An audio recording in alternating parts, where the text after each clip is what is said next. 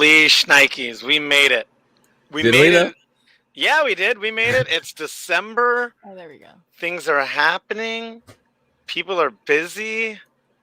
We're able to squeak in here. And you got the Dream Team. You got the Holy Trinity. You got the Dynamic Hunter, the Lucky Bandit, and a grown-ass man. Of anything when he... And a grown-ass man. Who's sufficient.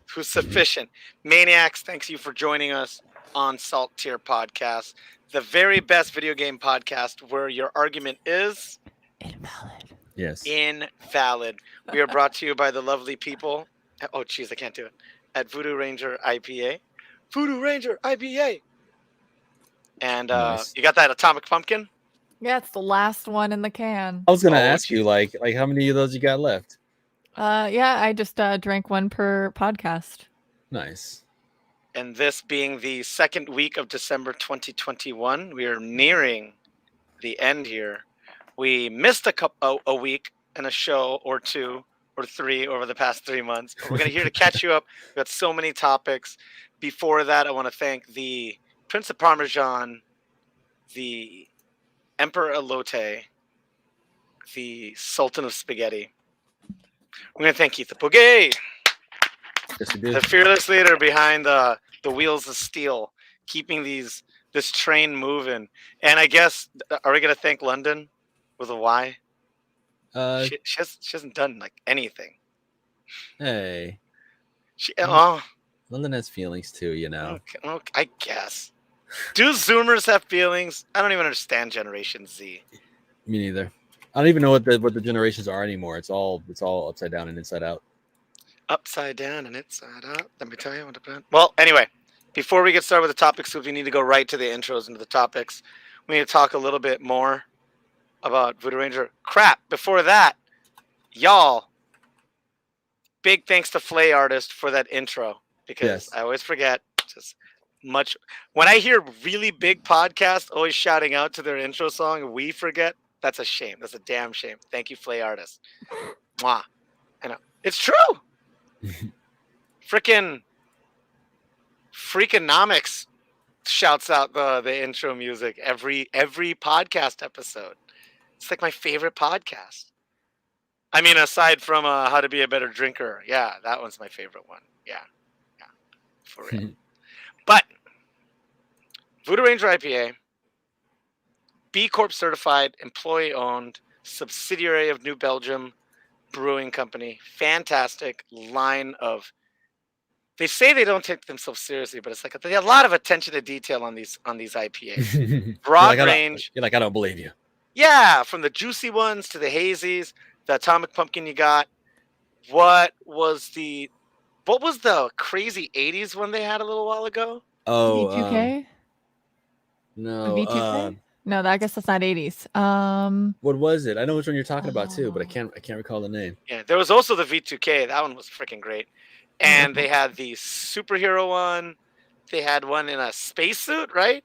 They go wild, and I like them. Sammy on Facebook. We are salty about everything but beer. And as Saverings knows, we definitely know that New Belgium, specifically Voodoo Ranger, does love gaming and supports other people than just us. They are about gamers. We're into it. Yeah, I saw some tournament. I think it was like a Magic the Gathering tournament or something like that. And MTG. And they were flashing the sponsors, and I seen Voodoo Ranger, and I was like, hey. Yep. But heck, to make it real quick, my name is Loudon Brown, at Loudon Brown on Instagram and Twitter. I'm Gross Stuff with a PH on Steam and PlayStation. I played games this week. I ain't going to talk about it. We're moving up to Dynamic Hunter. What? You ain't talking about it. You played something new, though. I know. It's in the topics, so I'll okay. I'll run through it. Yeah. It's me, Sagebell, at Sagebell on Twitch, Twitter, and then Sagebell_model on Instagram. I never post, so just find me on Twitter. Also, what's your stream day? None for the rest of this month. I am taking the rest of the month off. That's right. From streaming. So I am just here with y'all, enjoying the podcast. I played Pokemon Unite.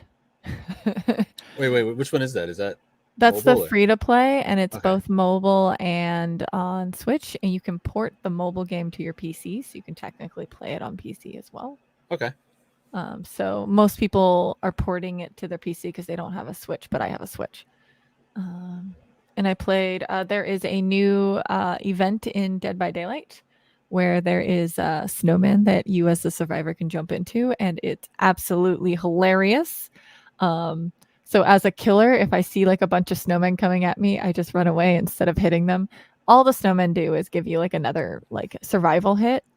So you can take a third hit essentially. But it's just been really ridiculous. And I've just been real stupid with it. You've been real stupid.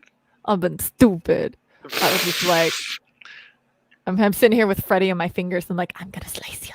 Oh, you're dancing? I'm dancing too. Goodness. In a snowman. And a snowman far, far away. Nice. They also have a new weird bird killer that I haven't played against yet, and I'm hoping somebody plays her. A weird bird bird killer. Yeah, so they have a new killer and survivor out again for like the 6th time this year. And the new killer can like send out crows to like trigger attacks when you do things. So you can get attacked by crows instead of just startling them now. Huh. Yeah, I haven't played against her yet, so I don't know how it works. But it's quite intriguing. She deals with murders. A lot of crows, according to stuff. Sammy Ranard, to answer your question, what are we salty about tonight? Several things, and we'll get to that. Many things. But yeah, crows. That's like no spoilers for this season, but this season of Rick and Morty didn't Rick have like some crow sidekicks? as part of the storyline. It was so stupidly awesome, but as many things are with Rick and Morty, just stupidly awesome. But yeah, it made me think of that because that's the last time I saw people messing with crows and like fighting with them and stuff. And that's it for me. So what about you? This is the Saverings. Dun. I've just been working a lot and playing a lot when I'm not working. So basically, I've been sitting right here. I got one of my Christmas presents early. I'm sitting in it. I got a new gaming chair. Hey, it's pretty damn comfy. This is actually a DPS gaming chair. That's the brand. It's actually DPS. So my chair is. Wonder what DPS stands for. Damage per second. I don't know what, but I could go look at the box or so, or go look it up. It's from Costco. It's the Costco gaming chair, but it's nice. It's nice, very cozy. So this is early Christmas present, which is good because I have been playing a lot of video games. Mostly when I can get on, I'm playing Final Fantasy 14. Shocking, I know. The best times to play that game is from 10 p.m. to 10 a.m. So usually I'll log in at night and play for a few hours. And then I wake up in the morning before I start work, I log in. Because if you log in before 10, it's still fine. So I do that, and like you go idle and they log you out every 30 minutes. So like every 25 minutes, I'm like tapping my keyboard. So I'll be working over here on my work laptop and I just go click. And I just keep working. And then I look up 25 minutes later and I just go click. My character is like all days just standing in a town just going like every 25 minutes. But I have been playing the new expansion. We'll get into that actually. And when I have been playing that and have been locked out, I've been playing. I know, shocking. I've been playing Stellaris. Shocking. I know. But they added some really funny stuff to the game, and a lot of it was broken and overpowered, and it still kind of is. So it's just a lot of fun. Get in there before they nerf everything to hell. But yeah, that's been about it. We can get into it because we got a lot to cover. Yeah, we do. Getting into it real quick before we get started, remember to like, subscribe, share. If you have a problem catching this podcast, click the bell icon on YouTube. I don't know what Twitch can do to alert you. There's probably a notification. There is a notifications. You can turn notifications on for Twitch users. Word. And I think we have shown with our history at the show that we do not post too much. So it's not like the notification is going to blow you up. They're just going to let you know when we're about to be on. And with that, was that pretty good? That was a good one. I'd also like to point out that I actually have Final Fantasy 14 running right now, and I just hit spacebar on my character. it's a habit now. I kind of do it in my sleep, like. So yeah. Oh, you. To begin, we're starting with shout out to our friends and family over at Bonus Round. Another successful production done. London, if you want to hit the link, it's just going to show you the the Twitter feed and some of the rounds they went through, some of their engagement. They had people fly over for it. They had a secret boss. They had their new sponsor. I think this is the second time they were working with their new sponsor, Faustian. And this thing is growing. And this is very, very likely going to be the biggest video game tournament, if not in Seattle, in the Pacific Northwest. Like, nobody's touching this right now. Northwest Majors has been quiet. Dixon's Funhouse and the GameWorks stuff has been quiet. Like, this is the biggest thing. And this is with, still being masked and vaccines. Like, once this thing opens up, it's only going to get bigger from here. And the new space now is at View Nightclub or Lounge, whatever they call it, in Belltown, Seattle. And it's such a cool space. Yes, sometimes the couches are sticky, but aside from that, the space is cool because there's extra rooms. So when we were doing setups, we sent everybody to a little lounge in the corner. Soul Calibur 6 got their own side room with a sidebar. Ooh. Nice. It's a cool space, and when everything opens up more, you're gonna see more of the Saltier podcast hosts showing up, like we did to the early days when there were less than 16 contenders. Both games, I think, had over 32 entrants. That's pretty good. That's a good turnout right there. If we scroll on that Twitter, screw it, we'll go to the next topic. But if you scroll down their Twitter, I believe they had to lift the cap on Tekken 3 times, so it's not 32. I think it went to 40. It went to 46, and I think Tekken might have actually been at 64 entries. Nice. Which is a full-size tournament to try to roll in one day. Yeah. That's basically a day of pools at Evo. Yeah, I was gonna say, like once you get into this territory, you're getting into like almost like multiple day or multiple stage type thing, Yeah. So we're not there yet, and obviously they're not going to be able to touch Red Bull Tournament Series, but that's corporate owned. Yeah. As far as local grassroots, Goon, Mikey Likey, Craving Amazing, Faustian, and that, and of course, I don't know if there's a gaming name for Keitha Boogie, but Keitha Boogie and the one and only Bobby Stills, they put on a massive production. They had a lot of moving parts and a lot of, maybe not so extroverted gamers that kind of didn't know where to stand and kept saying sorry when I was like walking close to them. Like, sorry. It's like, it's fine. Get in the lounge, please and thank you. That's fine. It's just being polite and stuff. I mean, we are just south of Canada too, so if you really want to go get your sorry on, yeah. Yep. And that's all I have to say about that. Please like and subscribe to Goon. You can subscribe to Goon PNW, but follow Bonus Round. It's Bonus Round FGC on Twitter, Bonus Round GG on Instagram. Thought that was kind of weird. And all of the things that they're up to. They're going to have a lot of fun. I believe the next tournament is going to be Anime Fighters because that's a lot of their bread and butter. But moving on, not related to fighting games at all. And this is just a question. This might be a minute-long topic. Did anybody see Resident Evil? No. Sagebo? No. The movie's out? Yeah. I thought. Oh. Yeah. Already? I think so. See, nobody saw it. Oh. I know. Nobody saw it. To be honest, Resident Evil needs to chill the hell out just a little bit. Just a little. Because, you've been around for a long time. You're still going to be around. Like, the last, 2 years, 3 years, we've had, 4 games, a movie, other stuff. It's been crossed over into other things, too, like a couple remakes. So, yeah, y'all need to chill. Just chill, Capcom. Yeah. Yeah, well, Monster Hunter did pretty well. It's it's the best-selling Capcom game of all time, and there's been 3 or 4 Monster Hunter games since then, too. People didn't hate the movie. No, that's what I heard too. And not to get us, I want to tell you what section of the game it's in, but there is a Monster Hunter crossover in Final Fantasy 11, and it's really strange. I wasn't in Final Fantasy 14, and I wasn't expecting it. I was wow, Capcom crossovers, huh? I was like, is this Monster Hunter? And then it goes mission accepted, and it's in the same font. And you're just like, it's Monster Hunter. Okay. That's cool. Well, Capcom, and this, has a history of swinging for the fences. They did with Auto Modelista. It totally didn't work.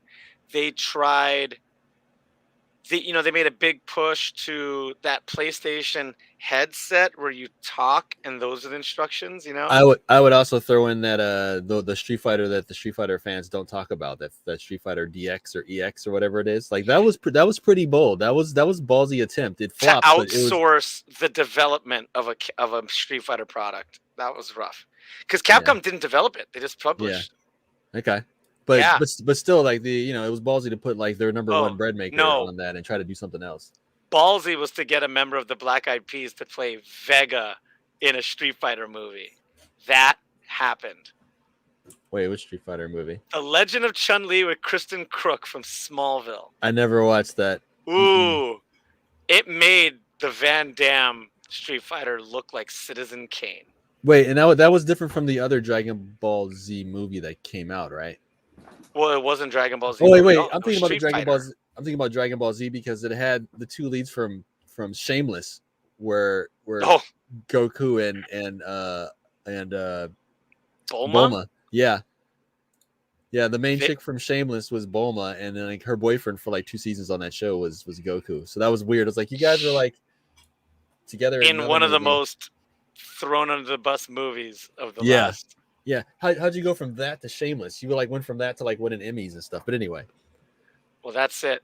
If anybody has watched these movies or this movie, let me know how it went. Because I'm kind of curious. Maybe it didn't suck. It's probably going to go to streaming. Maybe they'll pick up some clout there. I kind of want this to do worse than Cowboy Bebop. Is that mean? No, and also that's not possible. Hey, moving on to the next topic. If That's- London could please hit that link from the Hollywood Reporter. Speaking of which, This was doomed from the beginning, if we're being brutally honest. yes, it was. Well, yeah, you're probably right. I'm trying to think of other. Hey, Janet, how you doing? This was doomed from the beginning. To me, the big warning, danger sign was when the creator of Cowboy Bebop like literally came out and was like, "I have nothing to do with this. I asked him to take my name off of it. Don't look at me. I'm out of here. I can't say anything, but I got nothing to do His with it." name is still on it. He's a consultant. Well, he came out right after this got announced and was like, "Look, whatever you see on here, like, don't look at me." Like, you can look that up. That dude like tried to distance himself from it. Yeah, I mean, of course they paid him, so I mean, whatever. But yeah. So to me, that was a big like that's Sure, dangerous sure. sign. I think if they did it as a one-season miniseries and didn't like John Cho wasn't going to keep us here that long. I mean, forever. And I don't know how much of the studio they were able to hold on to. Like why? Where are your sets going to go when you're not filming? Just throw it all in and go like Ghost in the Shell. I would have preferred a movie. If they took the 10 episodes and made it the budget to a 90-minute movie, Yeah, they but might have. but then it would have been smushed though. Well, no, I would have chose it to be like the Cowboy Bebop movie, where it had nothing to do with the original 24 episodes. It was a separate story. It involved the characters in their world. Everybody loved it. It was chef's kiss. But I'm kind of bummed out because you could tell some people that are involved in this. Hey, London, can you posted a little something related to this? Can you throw that up there? Oh, sure. And, Daniela Pineda and John Cho, and especially Mustafa Shakir, like they kicked ass. I thought they did good at their job. I think they might have approached it not from the right place, Yeah. But once again, it is one of the best examples of an American anime adaptation. Yes. So you can hate And- that series all you want. Which leads me to this, because it got dunked on in Japan for when it got canceled, and there's like some posts and stuff there from social media and stuff over there. Oh, we'll scroll down. Yeah, it was not well received over there. Expected. An old dude cosplaying. There was nothing appealing. Oh. I mean, I had no idea they made this. Looks interesting. yeah, there was a couple on there that liked it. But yeah, just I don't know. Not for everybody. And I will, to my grave, I will still say better than Dragon Ball Z, I liked it Yes. more. I eventually liked it more than the Ghost in the Shell movie. Probably better than the Attack on Titan one because that was terrible too. I heard that was rough. That was awful. And definitely better than Death Note. Death Note. Yeah. Whoa, Yeah, I heard that was awful too. baby, that was a rough one. And I liked it more than Avatar. I know that's American anime, but as far as adaptations go, yeah, I'll put that in the mix. And Yeah. I like this the most. It's still not great. I'm not gonna probably watch it again. I had the things that I liked about it. I thought the ships looked very expensive. I was watching going, this looks like a Netflix show, but the spaceships look like movie quality. The Swordfish 2 in action was kind of worth it for me. It looked so good. It looked so good. And Ein was a dog. Yay. That's all I had on that. I would throw out the only good anime I've seen. Oh, I can't find it. There's a live action movie called Legend of the Devil. It's a samurai movie. Sure. But before I saw that, there's an anime version of it, and I forgot what it's called. But it's like one of those like really like early like late '80s, early '90s kind of anime. Nice. You know what I'm talking about? Mhm. So it's right in there. And I saw the anime first, and then we found out that there was a live action version of it. And Oh. they're pretty so if you want to see like an actual good and the animation came first, I believe. So if you want to see a pretty good anime adaptation to a live action movie, it's called Legend of the Devil is the live action one, and I can't think of what the We'll put that on our Twitter, right? Saverings? Sure. Yeah, you heard it here. Saverings always posts on the Twitter. Okay, moving on. My penultimate post right now is I keep tagging this guy because he makes freaking awesome videos. London, if you could hit row 7, topic 4, whatever. It's ABI tutorial again with another banger video. And he explains why adaptations of anime and manga to video games don't always work. But he breaks it down so well. And he talks about something that's so manga oriented, and it's JoJo's Bizarre Adventure. And he talks about all 3 games that they've made from it over the past 2 decades. What works, what he wants to happen, and why he enjoyed all 3, but none of them really adapted it perfectly. He says, you know, in the long form, it's impossible to adapt JoJo's because of the way the game is. It's about fighting, but so much of it is detective work. It's about figuring out the other person's power, kind of a thing, you know? Yeah. But the visual style for some of these are just incredible, and they just nail it where some other video game translations kind of glance over it, you know? Like the Attack on Titan video game had all of this. What's the word I'm looking for? When people really want it to come out and they're excited about it. Nope, I think I lost the word. They had a lot of people excited about it, but when it came out, you know, there was cool swinging mechanics, but at the end of the day, you know, the story didn't matter as much. It was just you slicing and dicing and hopping around. This one's kind of neat. And the story mode was fun, and scope it out. He goes by Sugar Punch. God, what is it? Sugar Punch Design Works, and he does these ABI tutorials, and he kind of walks people through the way people do things like this. Like, hey, and he's also hilarious and slams NetherRealm Studio Games whenever he gets a chance to. He makes fun of them all the time. He's so mean. But scope it out, and if you're fans of JoJo, tell me if you played those games. Whoa, it's Vanessa Nicole in the house. Hype. Anticipation is the right word. Thank you. Thank you, my friends. This is, if you're in the Twitch chat, I have a friend that also cosplays and also watches anime and plays some video games, and found out that I had a podcast and finally was able to make it. And I had to do a post earlier today because people don't know I'm in a podcast, which I feel is crazy. I think I talk about it a lot. But I figure because of the different accounts I have, I only post about it on the Saltier account, so maybe people don't see about it. Here's the freaking podcast. Anyway, that was JoJo's. Go. moving on to my final topic, and then we'll move on to Savering's Land. I played Halo Infinite this week. Oh, so this was the Finally. new game that you played. This huh? is the new game I played. proud of you. Downloaded it the other day, but I had quite a busy weekend, so I wasn't able to play it until last night. And even then, I had 3 false starts because I did not update my drivers, and it crashed me 3 times. This is just footage of funny and ridiculous stuff that is possible in this game. Look at it's.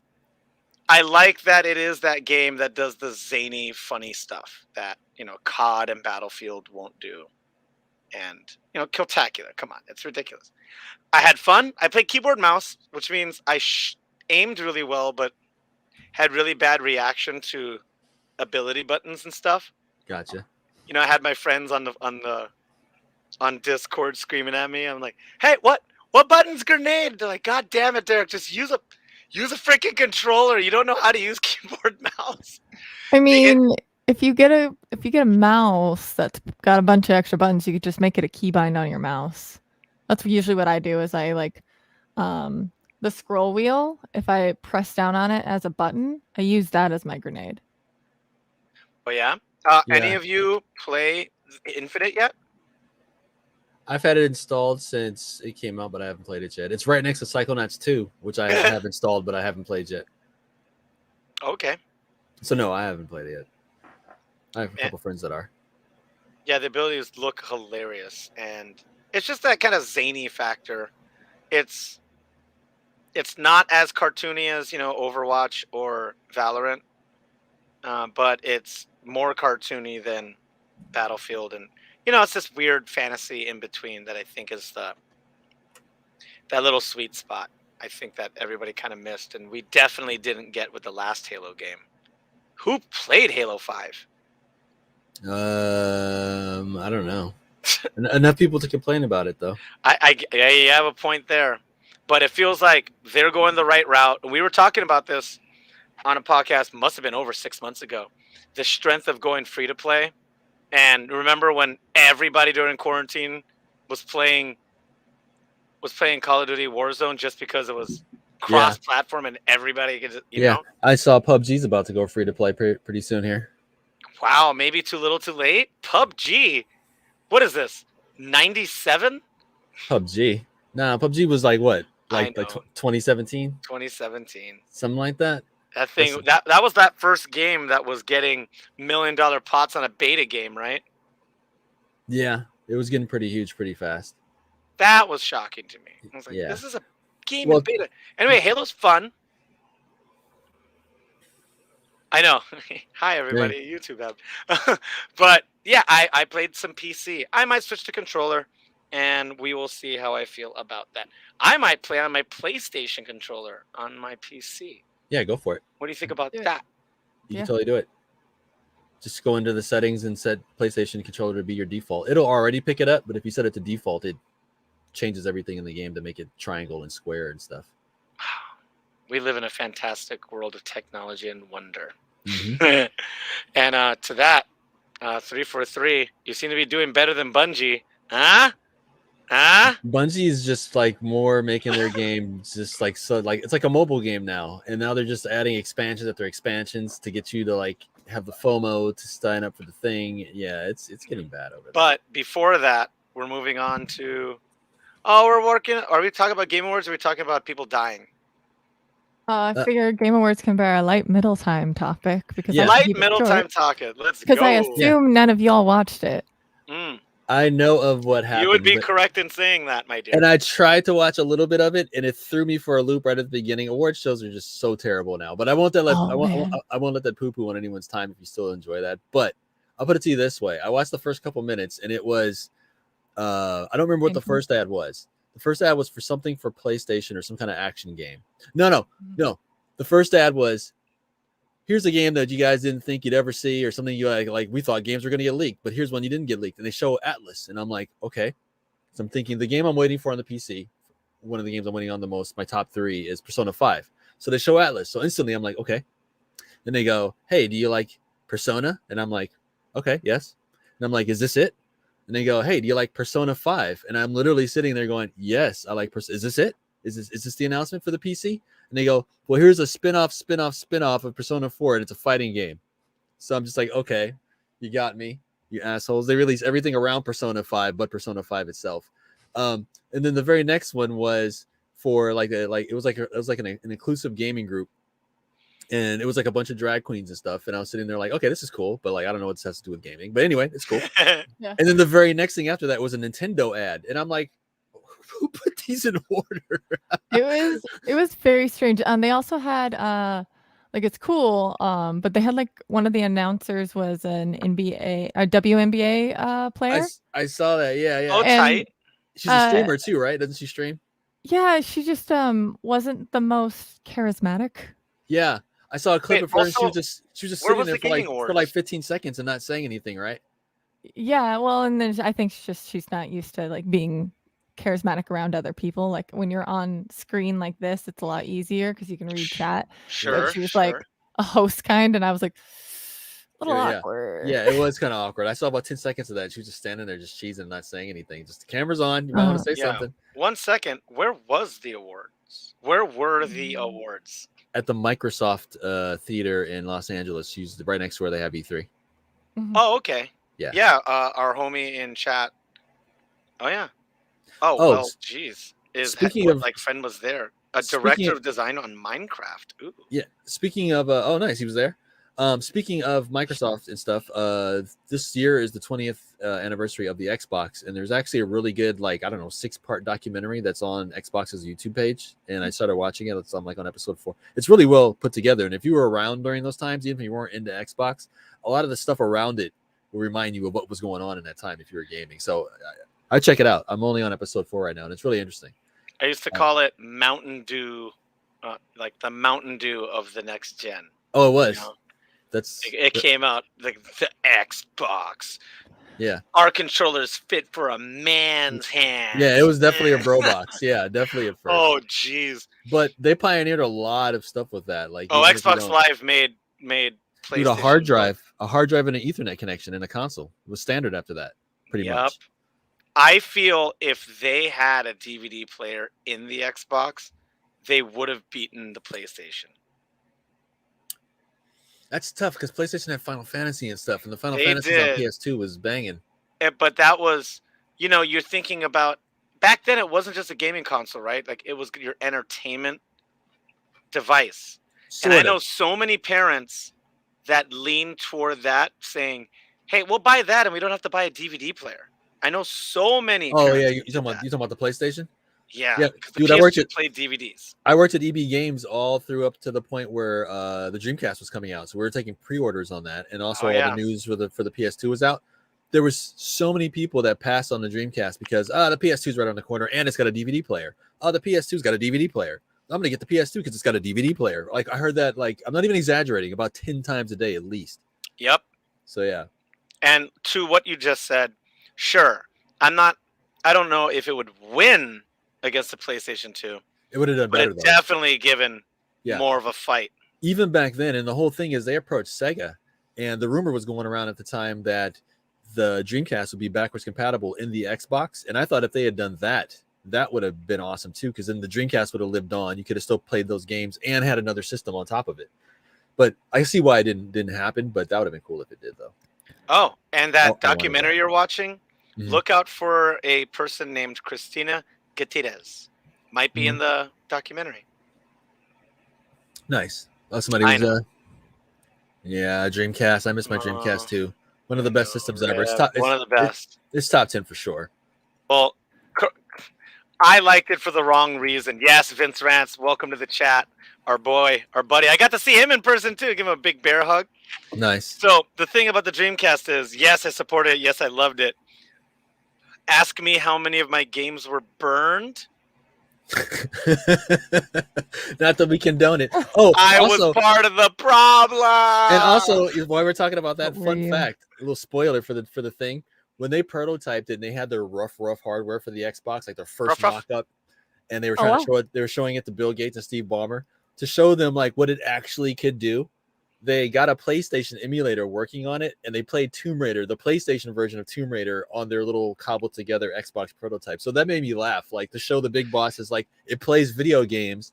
They ran a PlayStation emulator on it and played Tomb Raider emulated on. Oh my god! Like, I was like, that's hilarious. That's pretty wild. It's like they come after people like us for using ROMs, but then like Microsoft uses it for like their billion-dollar industry. It's fine. Like, don't go after them. Okay. And before we move on to the next topic, because we do need to move on. Mhm. I know. I tried to not make it a tangent because all I know. had to say was It Takes Two won Game of the Year. It Well takes deserved. two. Well deserved from what I hear. It's a well-deserved game to get Mhm. it. It's a very cute game. Yeah, well deserved. There's But- a couple that I was standing out because I was like, it's a slow news year when Deathloop wins like It only Game of won the like Year. 2 awards. It won audio over something else, which I know has excellent audio. But I know any Yeah. other year like Deathloop, like that wouldn't have got nominated for something. If this was like 2-3 years ago, that wouldn't have got Yeah. nominated. Okay, like I said, Let before we you- move on, Yeah, do it. I had burnt games because my friends and I played a lot of Japanese import fighting Yeah. games. Yeah, and Not back then released you in kind America. of had to, yeah. We learned real quick how to read better Japanese, and we're like squinting at the menu, going, that one says start. Anyway, Just the progress we've made, how systems are pretty much globally unlocked. Now, I remember back in the day, you can even plug a Super Nintendo cartridge into a Famicom because they were just different shaped. Like, you just couldn't do anything with it. I know Yeah. they got that adapter. Mm-hmm. But what about Masayuki Uemura? This is, while we're talking old school video games and pioneers and things being done, this is the original creator and designer of the NES or the Super Famicom. So you got your Famicom and your Nintendo Entertainment Center system, depending on where you were, and also the Super Famicom or the Super Nintendo, depending on where you were. This is the guy that designed the hardware, and I'm assuming the outside, but I don't know. But he did design the hardware and the architecture and how everything was fit together. He passed away at the age of 78. It's a life well lived. Glasses up, y'all. A legend, a freaking legend. Yeah, this is the guy that put together that hardware that we still listen to all those chip tunes and stuff on, and just like if you grew up in the 80s, 90s, early 2000s, this, like, a lot of this by default is kind of like your memories. If you close your eyes and think about video games when you're a kid, you're thinking about like a Nintendo game or a Super Nintendo game, or if you're listening to like 8-bit like chiptune music now, some of that's like some of your favorite music or some of the most popular music in that genre is from back then. So kind of a big deal. This is kind of like the guy who designed the Model T passes away or something like that, you know? Yeah. So good show. Rest in power. Rest in power glove. yeah. I got a bunch of cartridges and a NES and a Super Nintendo sitting over here. So yeah, the dude's immortal. Oh, I just read your next topic. You must be so excited. So good news, everyone. This also happened during the Game Awards. How the Final Fantasy VII is coming to PC, and I use that with a big fat asterisk and in Final quotes Fantasy VII Remake. the remake, yeah, because Final Fantasy VII's been on the PC. Look at that beautiful game. Look at it. But I have to ask the Look at question. that chair ad. I have Look to ask at the question. Woohoo! Is it though? Is it coming to PC? Because in the ad, all they said up to this point, and they haven't ruled anything else out, but the only thing that was shown on that ad was Epic Game Store. And me personally, if it's only on the Epic Game Store, to me, it's not really on PC. Like this, there's no PC version. So that is that. This is a short topic. I just thought I'd throw that out there in case people didn't. How hadn't soon heard is it about coming? I believe it's March of next year. Damn. I want to say. Whoa. Epic Game Store later this month. Oh, later this month. Wow. Okay. So March of this year. So that's like going on like 5-6 months. So maybe that's a little exclusive window. Because to me, it's not on PC if it's on there. Okay. Actually, case in point, everybody just remember the Epic Game Store is still just the Fortnite launcher built out. That's why there's no shopping cart and stuff on it, because you can't really add it to the thing. But I only bring this up because last weekend, not the weekend ended with one before that, there was a major update and a new season and stuff for Fortnite. Well, because of that, a lot of the games were inaccessible on the Epic Game Store. So, for instance, my stepson was playing NBA 2K21, but he couldn't play it because Fortnite was hogging up the update was blocking things on the store. And I was like, that's right. The store is just still the launcher. So to me, yeah, technically it is, but is it really? Is it really on the PC? Okay. Moving on. This is interesting. I didn't see this coming. I figured it'd be pretty highly rated, but not like this. Final Fantasy 14 Endwalker, which is the newest expansion, which I'm actually logged into right now. And so is everyone and their mother, apparently. Is the highest scored user game on Metacritic this year so far. Huh. So okay. And keep in mind, this isn't counting all the login stuff and not really any technical issues, because once you're in the game, it's fine. But you know, like if this happened to any other game or any other developer that may be on, you know, thin ice or something with, you know, they would have got flamed or something like that. So to me, this just shows the good relationship that they have with their customers. So because people, it's busy and people understand because they want to get in too. So it's like I get everyone wanting to get in because I want to get in. Damn it. And it's kind of like, hey, yeah, we're all going to sit in queue together. Like that's what we're going to do. Like we're not going to fight over it. Like, what about queue? Then we'll sit in queue together, just like Cap. And then moving on, we got this was from last week. I scooped this up. This was a news story from last week. But last week they hit their highest ever concurrent player count on Steam, and it maxed out about 90 something thousand people, which is quite a lot when you consider the vast majority of people aren't playing this on the Steam client. So to have almost 100K people playing it on Steam, that's kind of a big number. So yeah, so they're just going from strength to strength. And also at the Game Awards, where we were just talking about that, they won best ongoing game and best community. So they won 2 awards there as well. So yeah, they're just kind of on fire. And talking for me personally, this is no spoilers. It's pretty awesome. They do a really good job with the story, stuff that you did way back in the base game, story elements and characters. It's all relevant. Like nothing goes away. That includes the content of the game itself, dungeons and things of this nature. You can go back and start a new job. Like you could be like max level and start from level 1 someplace and go do the first dungeon, and it's still packed because people still go back and play all that stuff. There's still people like you that are leveling other classes, other jobs that do it. So the game itself, the story, all that kind of stuff, they do a really good job of keeping it all relevant. It all ties together, and it's really coming together in this, which is technically going to be the end of this 10-year long story arc. So they're doing a really good job tying it all in and making the characters memorable that you could play, you know, from 10 years ago and still remember, oh yeah, I remember that character. We did this and this together. So they do an excellent job, and so far I'm enjoying it. So yeah. Well, frick, good for all of you playing that damn Final Fantasy, because apparently it's the coolest shit ever. But speaking of games that are, God, I was gonna try to make a pun about their audience not being toxic at all. The Battlefield community is interesting. It's not as toxic as like a Call of Duty or even a Halo with like kids and stuff. They're more like a cerebral. It's weird. It's like, yes, you do find those salty players that just spam up the chat, but you don't have to worry about that in Battlefield 2042 because there is no general chat. They took that out. It's been in every Battlefield game, but they took it out of that one. There's a lot of features missing in this game, in the newer one. I brought this topic up because if you haven't been paying attention, the Battlefield 2042 launch has been, how do you put this? A complete fucking, it's been a disaster. And that's saying a lot for Battlefield games because they usually launch in a pretty bad state. And if it's not the game itself, it's the servers. If it's not the servers, it's the game, or it's some combination of both. In this case, it's just at the end of the day, it's a lot of EA just dropping the ball. Yes, and taking just base. Yeah, you know, there's no scoreboard in the game either, right? You know, like in games, you can hit tab and see the scoreboard, or like hit back button or whatever and see your score. There's no scoreboard in this game. It's so stupid.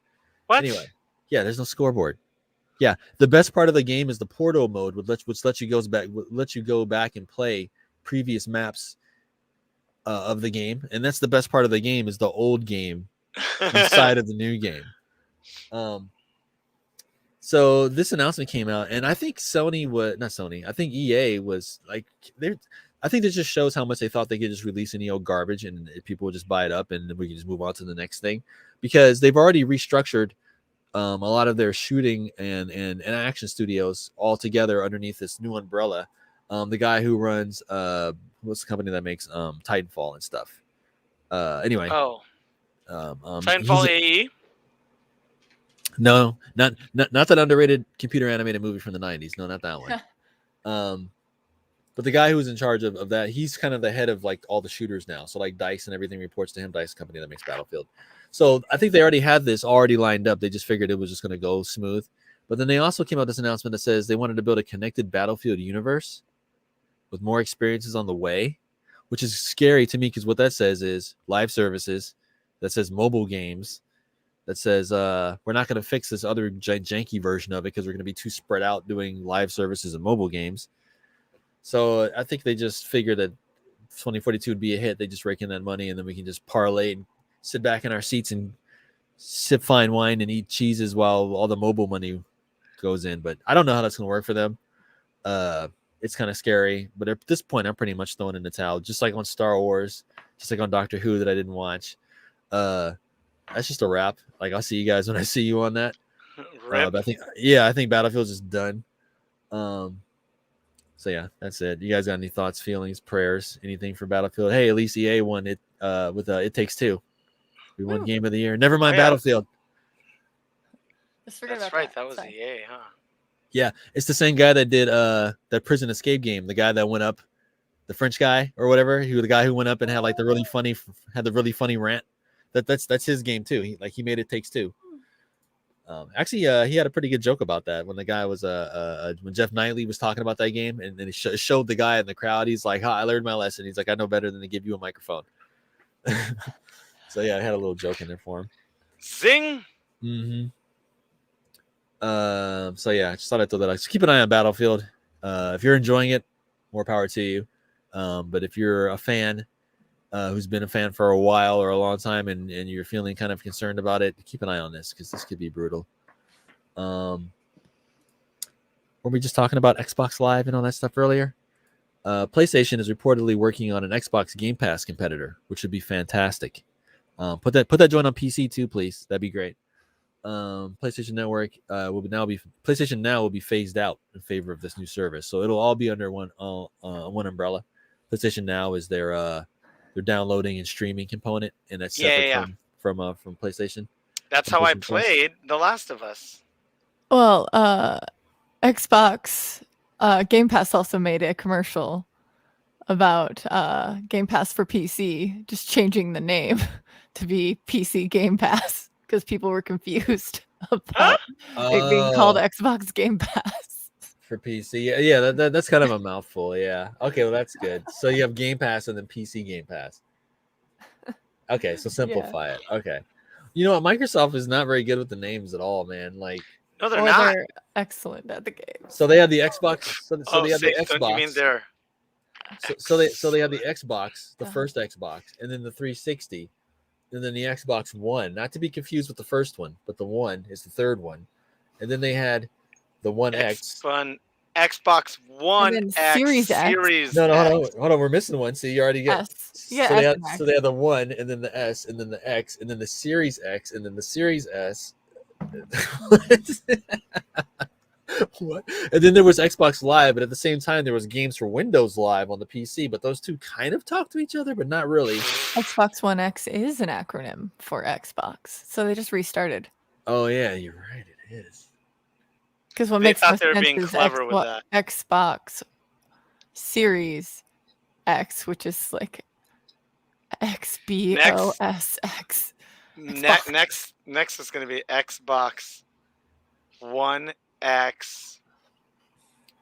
How do you do an acronym for 360? And it worked out. And it worked out if you spell Xbone. Series 360. If you spell Xbone, that's also Xbox One. Mm-hmm. The Xbone. Yeah, I typed that a lot at work. The Xboner. Yeah. I didn't even think about it. I was just like Xbone. You know what? I saw people writing that down for years, and I just thought like, oh, a boner, haha, I get it. But then I actually looked at it one day, and I was like, no, that's actually Xbox One. They're just literally just spelling Xbox One, but it's also Xbone at the same. How come nobody caught that? Like, anyway. They're a strange place, you know. You and I, because we live in the Pacific Northwest, all of us know people that have worked with the Microsoft Corporation at some point, and sometimes they, do not ask anybody to play with you. Especially in 2021, man. You're well, if there's consent, you know, then You go gotta ahead. get Play it with it. formally. Play with that X bone all you want. Does that mean your ex's boner? Ooh. See, it's a whole gray area. Like, don't even mess with it. You gotta pay. I approve of this message. Play with that X bone. Oh man. This is quality content. It is. This is fantastic. So we're gonna wrap it up, and this is gonna be. Does anybody have a happy topic? Because this is kind of a downer. Is it? No, my topic's also not happy. Okay. Crap. You got one. You got one, Lana Brown. Because we can just go through mine real fast because it's really creepy. But I just Yeah. Oh, pedophile sting. Yes. While we're on the subject of PlayStation Now, and allegedly this is not to culpability and all that kind of stuff. We're not it's just guilty and innocent until proven guilty and But this guy, he's been working for Sony for PlayStation Now since 2013. There's a ring that kind of like Chris Hansen and stuff. They put their feelers out and they attract the people that they attract, and then they go bust them, right? They're not the law enforcement; they're a private agency. Well, another agency called At Tipster picked up on this lead, and they followed through with it.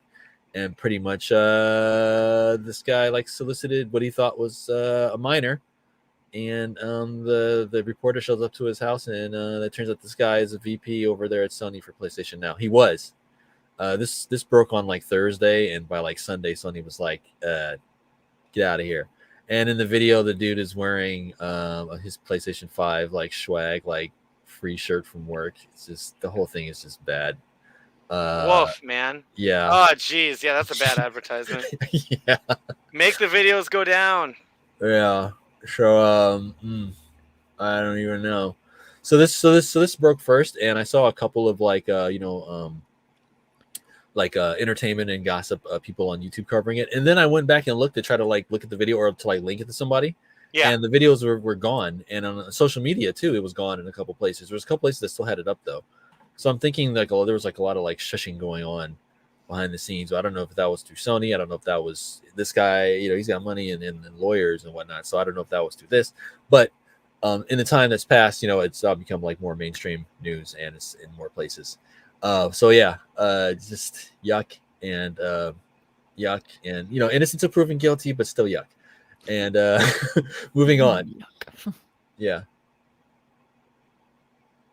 Moving on. Next topic. What was your downer, Sage Bell? Oh, Bungie got lonely with all of the negative news. They wanted to join in on some Blizzard action, They riot action. Nice.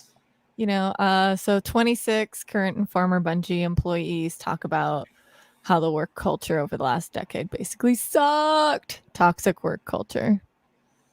You know what? I would argue that it was bad over there before, because when I first broke into the industry, I worked at a lot of different places. And I didn't work at Bungie, but I did work with people that worked at Bungie. And I could just kind of tell, the ones that liked it. But in general, the people that I met that worked there, they weren't too keen on it. And a few of them went back, but I could kind of tell they were just kind of doing it for the money. They were kind of not excited about it. Not as excited as you figure someone would be that was going to go work at Bungie, And I just kind of always got that kind of off vibe about them, just a little bit. But like I said, I don't work there. But yeah, it was interesting that. So what specifically were people saying? Was it kind of the usual kind of frat boy stuff, or what's going on over there? Oh my goodness, I lost my link. There it is. Da-da-da-da. I heard at Activision Blizzard, people were stealing breast milk out of the employee fridge and stuff. Ew. Yeah, allegedly. Blah blah. Seems like they were attempting to fix their toxic work culture over the last 5 or 6 years, but it's still kind of shitty. So whenever I think toxic work culture, I think they were told them that they needed okay. Writers wouldn't learn about changes to the work until after voice lines had already been recorded. When people objected, he told them that they needed thicker skins. So. Oof. Well, I don't know if it was the Harvey Weinstein video game, but that's a pretty tall order. Well, see, okay. The thing with that is, if you're doing voice lines and voice directing, it's more like traditional stage and stuff like that. So direction can be kind of brutal, and I get that. So unless the context was, and he said it like an asshole, or did he say it like a director who can be an asshole, but it's kind of different. Like if you're working with like your regular white collar workers and stuff like that, and you say something like that, yes, definitely, that's not what you would say in a normal office environment. But if you're directing and it's more theatery, it's not saying it's right, but that's more kind of like in that I don't know. You guys know what I'm trying to say? Mhm. And plus, like, yeah, like the context of it. But you're right. In an office environment, just straight up, that you got to be a little bit more diplomatic than that. Yeah. Understood. So yeah. They just had a bunch of people who wrote things and kind of had the run of the place. It was a sexist nightmare who yelled. One leader from an earlier in this period was described by one of our anonymous sources as a sexist nightmare who yelled in meetings and threw papers across tables. Multiple people told us that they would frequently rewrite things at the last minute and often on his way in the voice recording sessions. Yeah, that does not sound healthy at all. So it sounds like he was just a bully then, huh? Yeah, when people objected to his demeanor, he told them that they need thicker skin and to learn how to take criticism. He even called one woman on their team a, quote, unmanageable bitch, end quote. Oh no. No. Oof. Okay. Yeah. Yeah. Wow. Okay. Anything sunshiny coming up? Hold on. After that, we got Oh no, after those two stories, we gotta lift the human spirit a little bit. yeah, Call of Duty QA testers face layoffs. No, you know what? I think we're done because all the rest of this is Activision Blizzard, and that's just downhill from there. So, all right, well, do a up. gambit because I don't want to talk about this next week either. Nail these three in the next minute and a half and get forget them. it. Let's just wrap it up. I don't want to talk about Activision Blizzard. Well, we're gonna go over a little bit, and I'm gonna talk about it because I want to know if anybody in the chat wants to. Yeah, 100% douche, bro. That's very, very true. Yeah. Okay, so Maniacs. Starting off with Call of Duty QA testers face layoffs after reportedly being promised raises by Activision Raven Software. Quality assurance testers say management has not been transparent with them. This is reporting from Kotaku. Yes. Beautiful Kotaku doing God's work. And It's still around somehow. I thought they got sued into oblivion. How come half the Gawker network's still around? I thought they were gone. Like they're all still there, half of them. Anyway, it's weird. Yeah, and I overheard this, and there was that news that was not video game news earlier this week, or was it last week, where someone laid off over 300 people on a Zoom call or something? Yeah, wasn't that this? Oh, that was this? I think that was this. Jesus. This is Activision Blizzard stuff, right? Yeah. I think that was this. And this was after they were told, like, hey, the game's selling well. We're just gonna keep plugging away at it, and then fired them like pretty much like overnight. I think this was the Zoom meeting. Well, and then to follow that up, Call of Duty Warzone devs stage walkout over layoffs. Goodness. Yes. Update: Activision QA staff and other developers protest surprise cuts at Raven Software. Yes.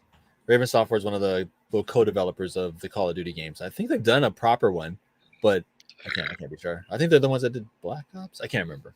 But yeah, they were the ones who were doing the QA. That's Infinity Ward and Treyarch. Yeah, with support from Raven. I think Raven does a lot of this stuff. Well, yeah, this company is not looking good. My small circle of friends that did play Overwatch hasn't touched it in months. Yeah, it's looking bad over there. And to end on a high note, Activision Blizzard won't appear at the Game Awards after controversy. I guess it didn't appear at the Game Awards. Yes, because this is past tense, Yep. Yeah, and I mean, did they have anything? I don't recall seeing them at all there. I didn't know they were ever there before. Yeah, did they have any games that would have mattered? Well, you might have seen. Well, this year, no, probably not. No. Well, they did have the new update for WoW, like 9.1 and 9.2. So they could have talked about that. I mean, plus it's Blizzard. They could have just rolled out like any like little trailer for something. They'll give you a little teaser for Diablo 4 or whatever. Call of Duty, Yeah. Warzone 2. Yeah, they've always got something that they could talk about, but yeah, not this year. They got shut down. Nobody wanted to hear from them. As a wise gamer told me, vote and support companies with your dollars and your time. If you don't like what a company is doing, don't buy their games. I know it sounds callous to say this, but those developers can go to other companies. They can work for someone else. And that's part of the power of these big corporations are is like, well, what are you going to do? Work somewhere else? You're stuck with us. Yeah, you can. And they can. I know people that have found their best places of employment by leaving places that they thought sucked. Mm-hmm. So it sucks to kind of abandon it. It sucks when you have a little bit of a little social media crush attachment to Zoe from the Overwatch League hosts. So precious, so dear. And it seems like she's probably going to split any time now because a lot of the people that were part of the Overwatch League, commentators and hosts, have gone elsewhere. Yeah. So hopefully everybody involved will. And, it was a fun game when it lasted, but I think it might be done. And who knows if the train that is Call of Duty will ever stop. That thing's been going strong for decades at this point. But yeah, about 20 years now. Yeah, we will see. They're not getting my money, that's for sure. They didn't get a single dollar from me at Call of Duty Warzone. Nice. That game tried so hard to sell me stuff. I go, I'm only playing this because there's a pandemic and I have friends across different platforms, and this is a way for me to catch up with everybody. Yeah. So, as a light note, and I'm going to say what's up to, all of our sponsors and our sponsor and our artists before we split, but closing statement's going to be a company that you love and adore and a game that people should be playing now that they may or may not be. And once again, Saltier Podcast brought to you by Voodoo Ranger IPA. # Live Rangerously. Follow them on Instagram, Twitter. They are, I think, just Voodoo Ranger. Yeah, I don't even think the IPA is in the name. Check them out. They deliver through Drizzly. We got to contact Drizzly, see if we can get some discount codes. That'd be great. Get everybody nice and toasted for this holiday season. Yeah. Scope them out. Atomic Pumpkin is currently Atomic Pumpkin is currently out in stores and on Drizzly, depending on your location. Right? Maybe. Yeah. Maybe. Good luck. I think the one that's fast. Yeah.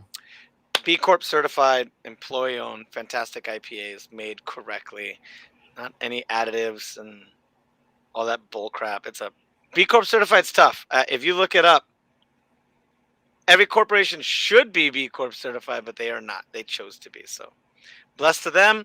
Blessed to Lauren. Lauren, we're going to email you soon because I think we're running out of beer. Correct? I mean, you can always do with more beer. I know it. Buy Voodoo Rangers beer and keep us waist deep in free beer. Yes, please do that. I still have a case at my house, but I also, can't drink beer all the time. But my guests at my house love me for it. Yay! So, closing statement. My name is Loud and Brown. On Instagram and Twitter, I am GrowStuff on... What am I on? Steam and PlayStation. Yes. And the company that I love and adore that I want people to play games is...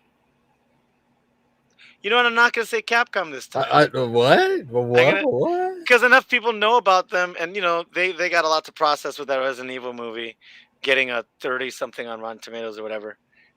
Support Arc System Works, specifically Daisuke Shibutani and his team with Guilty Gear. Fan base is great. The game is fantastic. It's very, very difficult. But also, they're the kind of company where someone comes up to them with an IP going, hey, can you make this into a game? And they'll crack their knuckles and say, yes. Oh, yeah, you only have your shelf. Oh, boo. Boo, that quote. That is a dad joke through and through. It is. Support Arc System Works. Grand Blue Fantasy came in with a mobile game and the illustrator from the Final Fantasies that the real ones like. That's the Final Fantasy artist for Final Fantasy 9, Final Fantasy, I think 6, and Final Fantasy 14. Nice. That artist worked with Grand Blue Fantasy and said, "Can you make a fighting game?" And they made a very good fighting game. It just happened to not have very good net code, and the pandemic happened when it launched. And they were really, really trying to get that in people's hands in person. So, unfortunate. Check out their games. Great library. Follow me, like me. Moving up in reverse order. 2, Grown Ass Man, Saverings, dot, dot, dot. Howdy. Game company you love. I got the Saverings, dot, dot, dot. Find me online, or I'm around.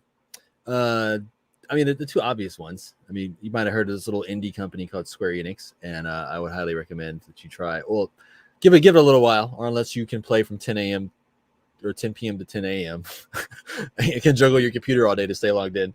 But yeah, I would say the game that most people should try if you're into not lore, but like story and RPG and action and stuff, definitely would be beating a dead horse, Final Fantasy 14, blah blah blah. Another company, a little indie darling that you guys may or may not have heard of. These are just the obvious ones. Would be Paradox. Star is still a brilliant game. Yeah. But as far as like a little side thing to play, I don't know, because I play like a lot of little niche games, so I couldn't really like pick one.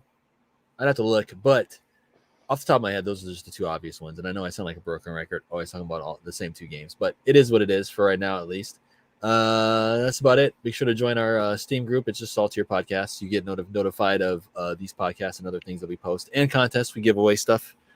So yeah, we're overdue. We got to go do a Festivus giveaway next week. You know, we probably have about twice the number of games in our library at this point. So let's go. Let's do it. So yeah, so I'll kick it off to Dynamic Hunter. Hello, it's me, Sagefell. I would like to say support indie game companies, but since I can't think of any of my current indie games because I'm silly that way, we're gonna go with Turtle Rock Studios and buy Back for Blood. 'Tis the season to kill some more zombies. As always. As always. And since they are affiliated with Warner Brothers, they are under the Warner Brothers studio name. I would say look forward to a trailer that recently came out during the Game Awards, which is the Wonder Woman game. Ooh, that I totally forgot about that. That could be either really interesting or really bad. But I tend to think it would be really interesting. So you're right. There's a lot of potential with that. So yeah. As long as the character models are better than the original Injustice game, I think we'll be. What? You know those are rough. I know. Wonder Woman looked like she was from another universe. That was Wonder Woman looked like Caitlyn Jenner. Okay. Did Wonder Woman look worse than the Marvel vs. Capcom Infinite cutscenes? Chun-Li? Because those are pretty bad too. That is pretty bad. And I'm throwing my company under the bus on that one. I would probably say the Chun-Li one, because I didn't have any expectations for the Wonder Woman one, but I have certain expectations of how Chun-Li's supposed to look in a video game. Wonder Woman, she could be drawn and rendered a lot of different ways, so I didn't really have an expectations for Wonder Woman too much. You can tell it's her, but it's not the prettiest one. But the Chun-Li one, that was brutal. So I think Chun-Li is actually worse. All right. Well said. Holy crap, we made it through another podcast, y'all. Yeah. Look at us. We had a nice and bustling chat room with our main goons in there, our usual suspects, and a brand new face in there. Vanessa Nicole, thanks for dropping by. So nice of you. 18 Vince Rants. Blast Corpse. Yeah, never mind. On the N64. Vince Rants, just a freaking walking encyclopedia. Fixing computer towers at bonus round. Helping everybody make sure the stream systems are all working. And then, as always, the fifth Beatle, the fourth Tribe Called Quest member. Yeah. Hot Rico Girl 16. Holding it freaking down. Thank you, everybody, for joining us. Let us know if you want to hear about anything, because, I forced us to ram through those last 3 topics. So now next week's going to be nice and fresh. So fresh and clean. Yeah, got no hangers on. Word. Right, like and follow. That is all. And another big thanks to Flay Artist. Another big thanks to Keith the Boogie and Bobby Stills and their beautiful podcast studio, of which, whatever name, that's to be determined. Mhm. And please follow Bonus Round. More tournaments coming in the future with Faustian Esports, and hopefully more sponsors in the future. Shrink IPAs by Voodoo Ranger. And as always, punch Live nachos, dangerously. smoke trees, and live dangerously. Deuces! That's all I got. Just keep doing it. That was enough. No, I'm going to keep doing it. Look, I'm cool. Is this